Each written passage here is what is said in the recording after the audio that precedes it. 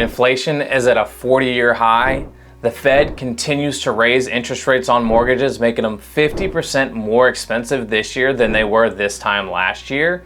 Inventory returns to the market and buyer demand slows down.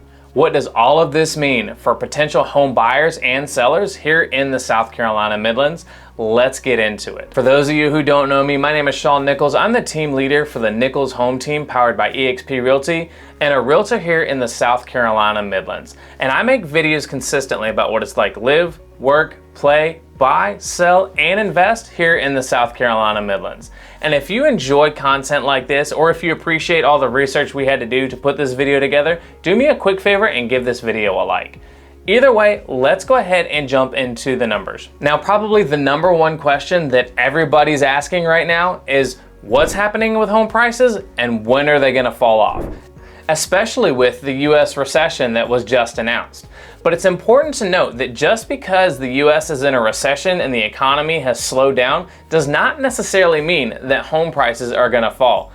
If we take a look at the past 6 recessions that we've had in the United States, you'll see that only in 2 of them did home prices actually come down. 4 out of 6, home prices continued to go up.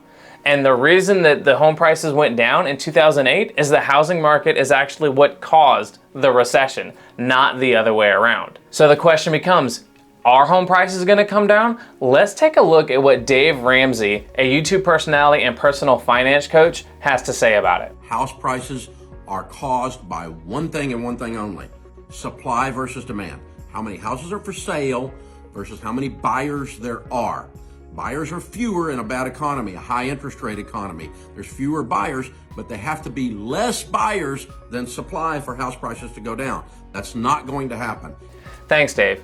So let's go ahead and talk about what's going on with home prices here in the South Carolina Midlands. If we take a look at this report right here that shows the home price change year over year, you'll actually see that home prices have increased by 20% from June 2021, where they were $235,000, to June of 2022, where they've actually increased to $282,000.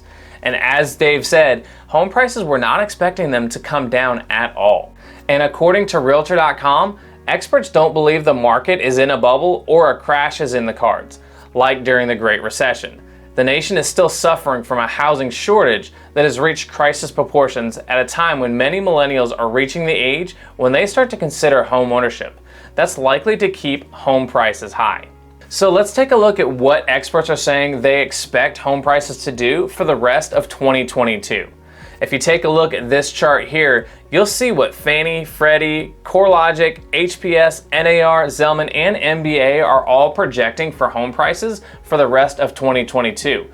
And they're projecting an increase anywhere between 10.8% and 2.7%. And if we average all these numbers together, we're expecting an average of an 8.5% increase in home prices throughout the rest of 2022.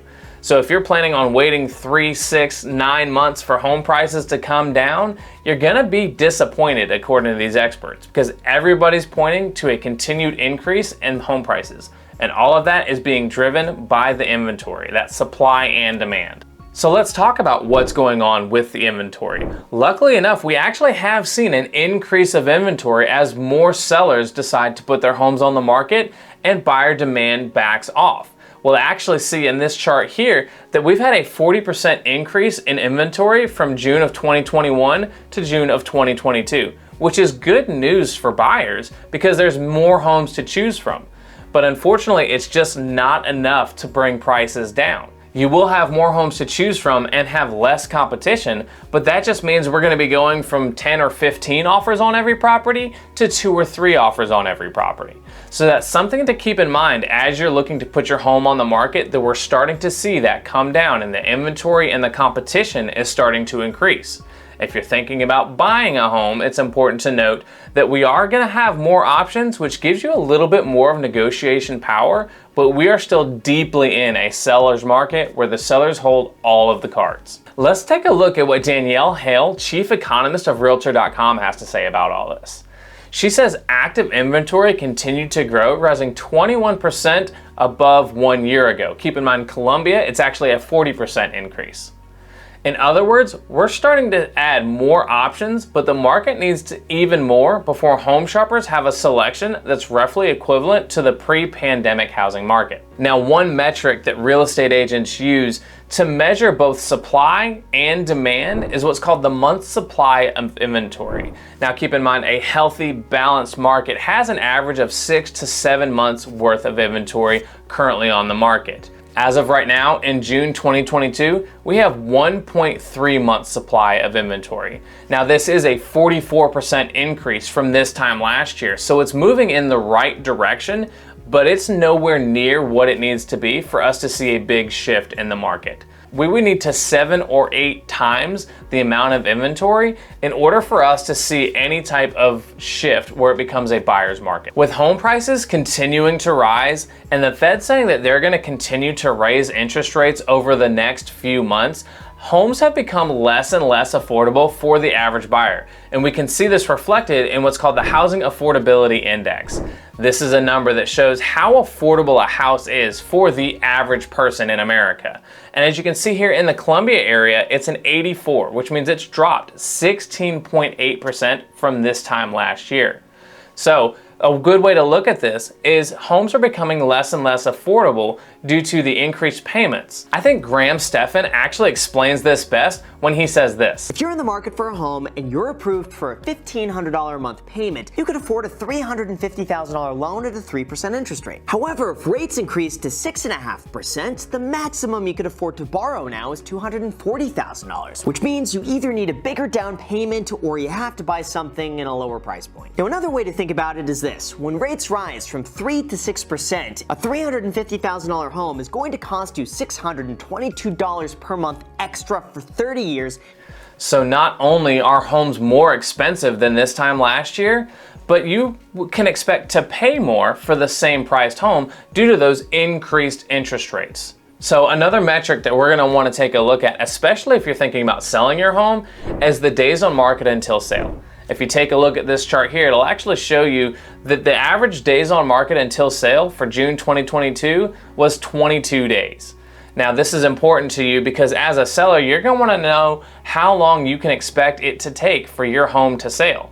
So from the day that they put the home on the market until the day it was put under contract was a total of 22 days. And last but not least, let's take a look at the percentage of list price received. This number is going to be important whether you're thinking about buying or selling your home.